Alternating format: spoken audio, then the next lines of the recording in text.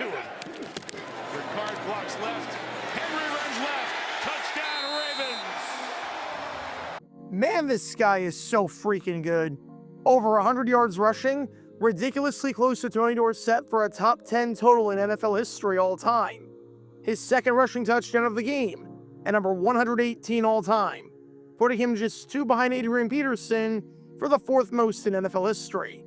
And now, you've got a pretty good lead, and you're in a good position to keep running it and keep killing the clock.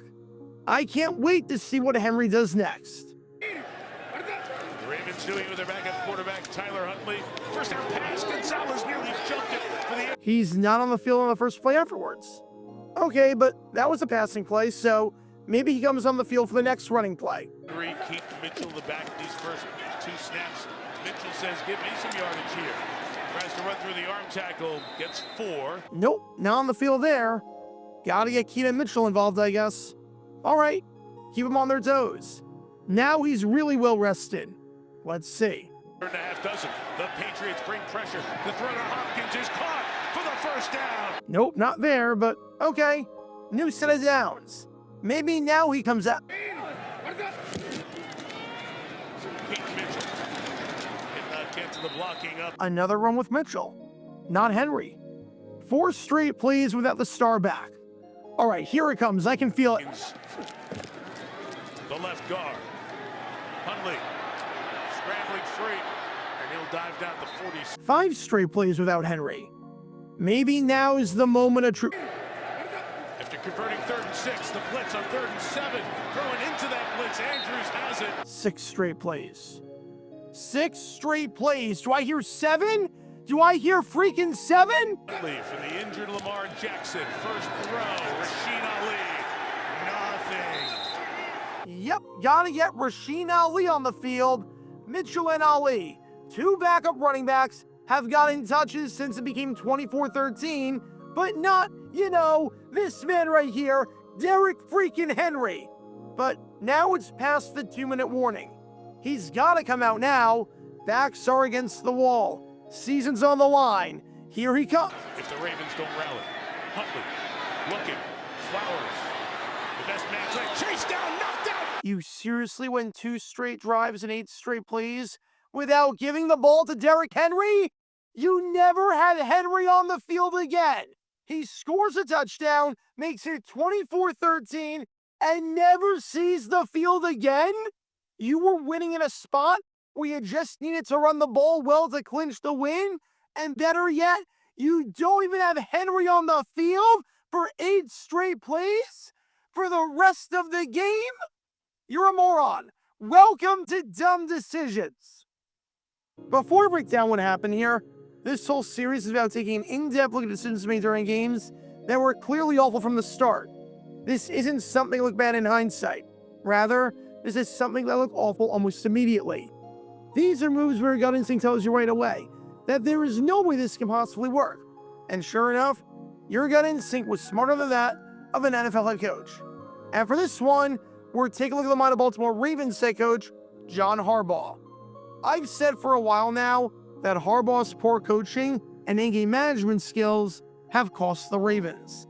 It is extremely rare for you to have a 2-time MVP quarterback on your team and 3-time first-team All-Pro quarterback on your team and never make the Super Bowl, and only 1 time even come close to sniffing it.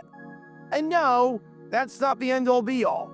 But with Harbaugh, it's jarring how bad he is at in-game management and how many wins he squandered and how many opportunities he's blown over the years.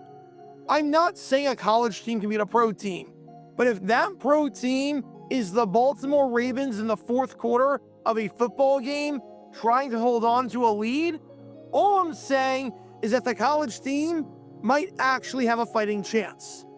You want to know why Ravens fans want Harbaugh gone? You want to know why Ravens fans, while grateful for the good times that Harbaugh gave them and the consistently good seasons they've had under his watch, are ready for some new blood and a fresh face? Stuff like this is exactly why. So with that being said, let's take a look at why not giving Derrick Henry the ball at any point over the final 2 drives of the game while up by 11 is a really bad idea.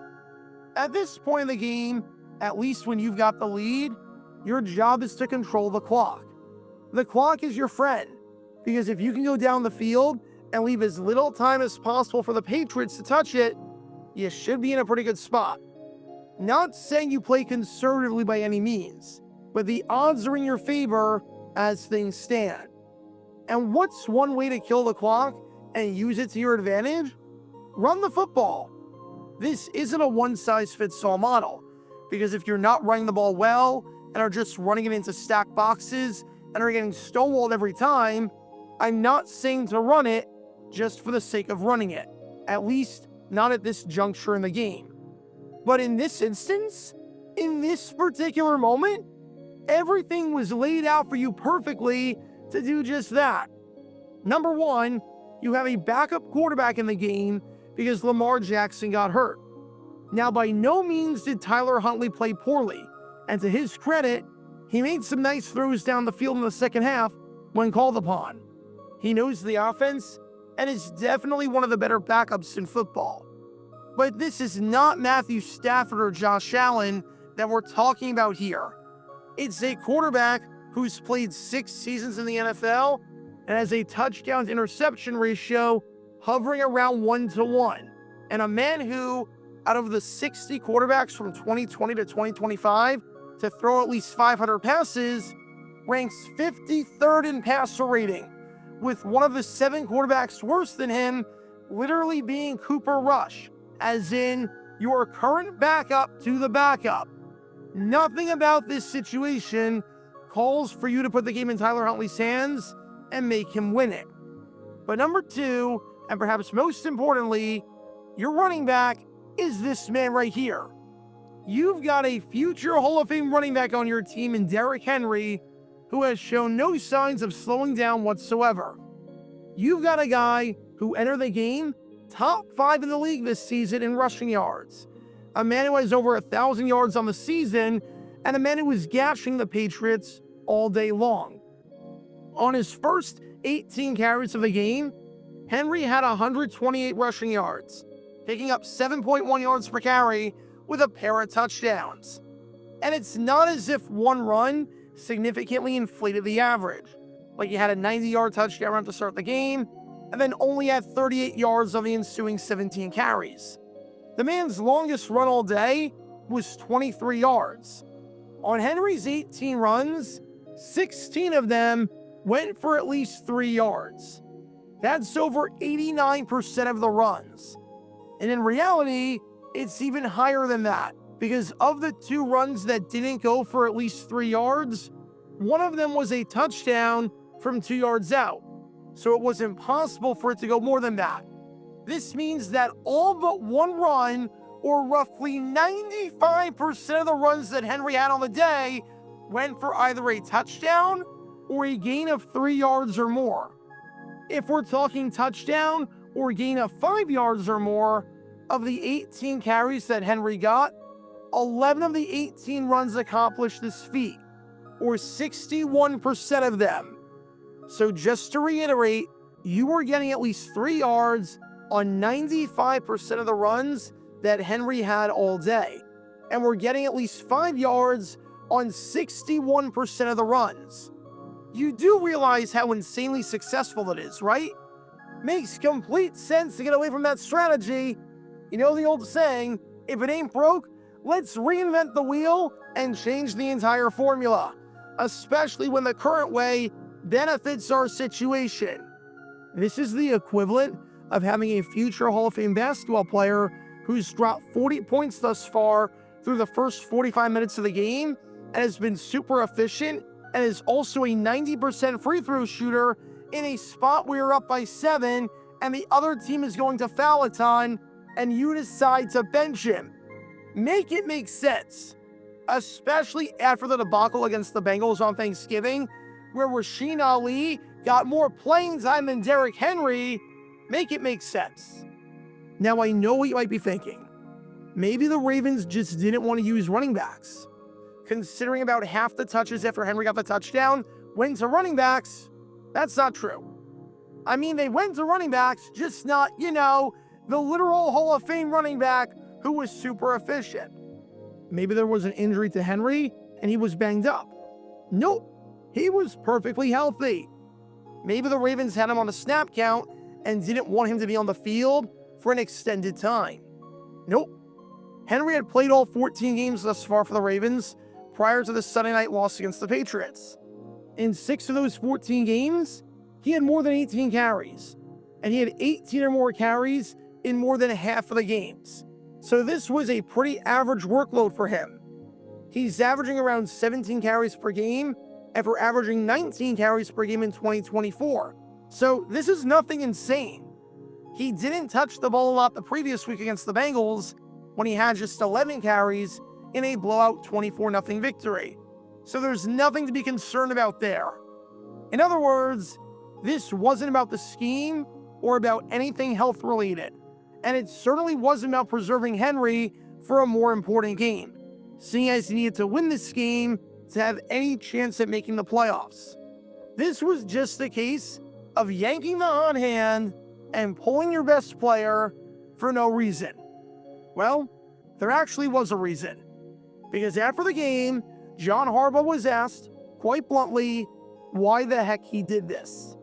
He was asked why the Ravens, after getting an 11-point lead, not only never gave the ball to Derrick Henry, but never even had him see the field for the rest of the game, despite the fact that this was a prime opportunity for Henry to shine. And this is what Harbaugh had to say. Take a listen. You look back on it, I think it's pretty easy to say, hey, he should have been in there or shouldn't have been in there. But we're rotating those guys throughout the game as two backs, you know. And but yeah, game-winning drive. Do I want Derrick Henry on the field? Sure, I do want him on the field. A rotation? You had a running back rotation? You needed to use Keaton Mitchell and Rasheen Ali over Derrick Henry? Because you needed to stick to your rotation? I'm sorry, what? There is so much wrong with this that I don't even know where to start. I guess I'll start with another basketball analogy. You don't want guys playing all 48 minutes. You have a guard rotation and a forward rotation and whatnot, and you want to keep all your guys fresh and give them minutes. But in the fourth quarter of a close game, when the situation calls for it, you have the best guys out there. There's no more of that rotation crap. In baseball, you've got a 5-man rotation or a 6-man rotation for the regular season. But that doesn't happen in the playoffs. You don't go 5-man rotation and deny your ace an extra start because the rotation called for it. No one is saying to give Henry the ball 40 times a game and wear him down, and don't ever give Mitchell and Ali and any other running back a touch. But there's a difference between that extreme and the extreme of not even giving him a single solitary snap and freezing out your best player because you needed to stick to the chart and the freaking rotation. Like, do you have any feel for the game at all? Do you even watch the game? Do you just stick with the chart and the rotation without taking anything else into account? A coach that's stuck in his ways and refuses to adjust and account for the flow of the game is a coach whose time is up and is a coach whose game has passed him by. Because the other thing I love about this logic by Harbaugh is that he said he wanted to have Henry in the game. He knew that Henry was good this game, and he had every intention of putting him out there after the rotation was complete. But he couldn't change the rotation. Why couldn't he change the rotation? You're the freaking head coach! If anyone has the power to change the rotation, it's literally you! You're the one that decided to put the rotation in effect in the first place. It's not like it's Little League where everyone needs to get an at-bat, and that's mandated by the rule book. You're one of the only coaches to even fathom the idea of a rotation. If you want to change the rotation and get Henry in the game, there is nothing, quite literally nothing, that is stopping you from doing so. It's not like the players are going to revolt and the Spanish Inquisition is going to take place on the sideline. It's not like the world is going to end This is like a single parent being upset that his kid did something wrong and refusing to punish his kid because he doesn't have the power to do so. You literally do! That's your job! You, as the literal head coach of the team, have the power to decide who's on the field at any given moment. If you don't recognize that this is the power of being a head coach, then you should not be a head coach. Acting surprised that you have control over who plays and when they play when you are the man in charge is just shocking, especially for a guy who's been in this profession for 2 decades now. So what did we learn from all of this? If you've got a guy with a hot hand, don't yank him for guys who are clearly inferior and do not have hot hands. If you have a rotation, but that rotation doesn't make sense, then ditch the rotation. Just because you have a plan going into something doesn't mean you need to stick with it. Part of succeeding in life and as a coach is the ability to be flexible.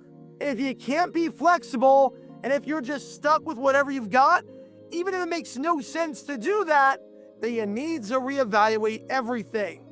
If you have no feel for the game and no idea who's on the field at any given moment, then you're not cut out to be a head coach anymore. And if you have 2 options, and one of them is a Hall of Fame running back who's been consistently gashing the opposition all game long, and the other option is a combination of 2 replacement level guys and a backup quarterback who has been, statistically speaking, one of the worst qualified quarterbacks since a worldwide pandemic hit, and you choose the second option when you need to churn clock, then you deserve to be below 500 and miss out on the playoffs and have people calling for your job. John Harbaugh, your time is up, because when all these elements are in play, you can't exactly be surprised when this play backfires. Talk about a dumb decision. Check out our live streaming schedule for the next few days. We're live every single day on this channel, whether we're covering a sporting event or playing GeoGuessr or just taking your requests. So make sure you like and subscribe and turn on the notification bell so you don't miss a single time that we go live and so that you can join this community. Also, thanks to all our members and our Patreon supporters who get exclusive perks like their name at the end of each video, members-only Q&A streams, and cool emojis to use on videos and during streams. See how you can join this community and become a member or a Patreon member by clicking the link in the description below.